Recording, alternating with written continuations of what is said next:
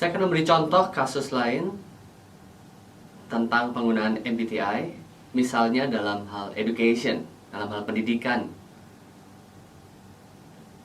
Anda yang punya anak, remaja, atau adik Anda, atau Anda sendiri mungkin, di usia lulus SMA, mulai mencari jurusan yang tepat untuk kuliah.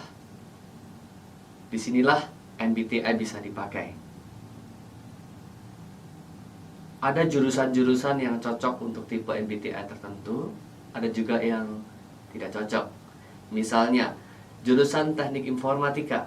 Jurusan ini mempelajari programming komputer dengan bahasa pemrograman, seperti misalnya bahasa C, Java, seperti itu, Pascal, Delphi. Kemudian bahasa pemrograman internet misalnya PHP, ASP dan sebagainya. Orang-orang yang belajar bahasa pemrograman harus tahu bahwa programming komputer menuliskan bahasa program itu berdasarkan urutan proses. Baris 1, baris kedua, baris ketiga, ada tahapan. Nah, jurusan yang seperti ini cocok sekali untuk orang-orang yang bertipe MBTI sensing.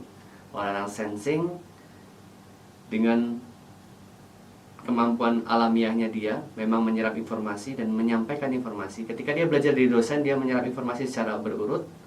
Ketika mempraktekkan programming, dia memberikan eksekusi programnya juga berurutan. Cara berpikirnya sistematis, urut.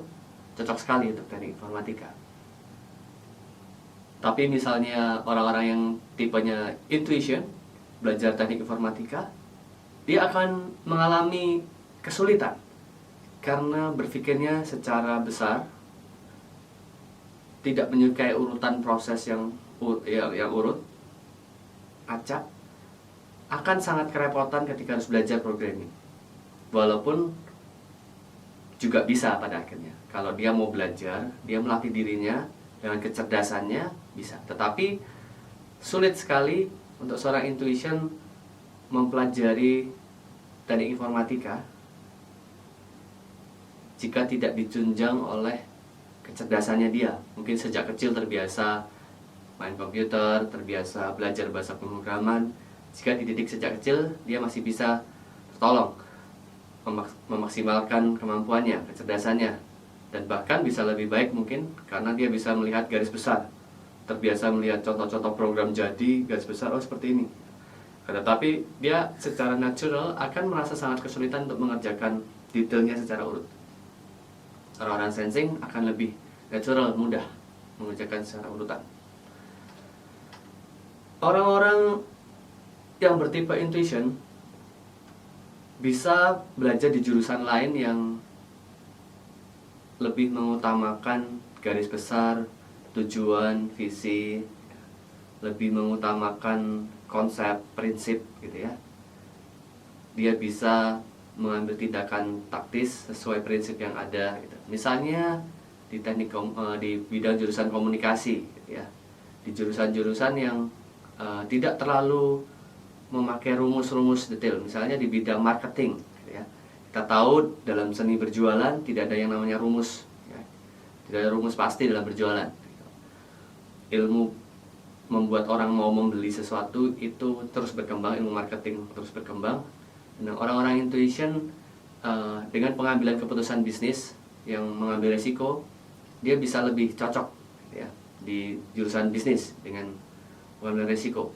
Oh ini kayaknya bisa nih, tapi rumusnya nggak seperti ini, dari dosen seperti ini, atau ilmu textbooknya seperti ini. Orang intuition, enggak, kita nggak usah pakai textbook, feelingnya seperti ini ya. Kata feeling ini sering disalahartikan, sebenarnya bukan feeling tetapi intuisi. Intuisinya seperti ini ya. Saya punya intuisi seperti ini. Cuma memang kita sering mendengar banyak orang ngomong ini feeling, padahal itu bukan feeling ya, intuisi. Itu perbandingan jurusan-jurusan yang cocok. Anda bisa mempelajari jurusan-jurusan yang lain, mana yang cocok buat intuition, dan jurusan yang cocok buat sensing. Pada dasarnya, memang tipe apapun, manusia ini sangat dinamis, sangat cerdas, bisa mempelajari begitu banyak hal gitu ya. Otak sangat luar biasa, bisa dilatih.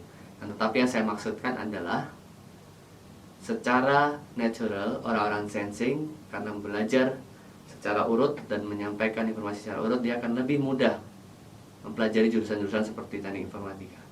Sedangkan orang-orang yang intuition, mengambil risiko, melihat gambar besar atau visinya, dia akan lebih cocok di bidang keputusan bisnis misalnya, jurusan bisnis.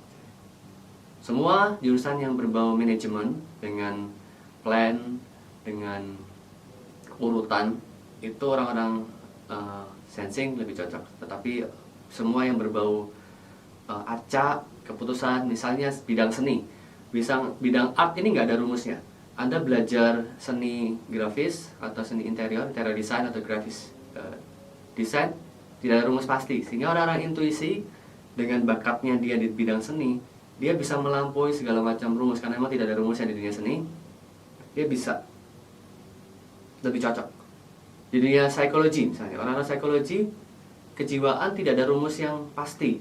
Setiap klien, setiap pasien kondisinya bisa sangat berbeda walaupun mirip-mirip peristiwanya, kasusnya, tetapi penanganannya bisa sangat berbeda. Di bidang-bidang seperti ini orang-orang intuition bisa lebih maksimal secara natural, tetapi orang sensitif tentunya juga bisa mempelajarinya. Tapi saya bilang tadi dari awal, tolong jangan salah dipahami, ini adalah tentang naturalnya lebih gampang yang mana mempelajari. Tentang education, semoga Anda bisa memantapkan hati untuk memilih jurusan buat Anda, buat adik Anda, keluarga Anda, anak Anda, atau siapapun yang Anda kenal.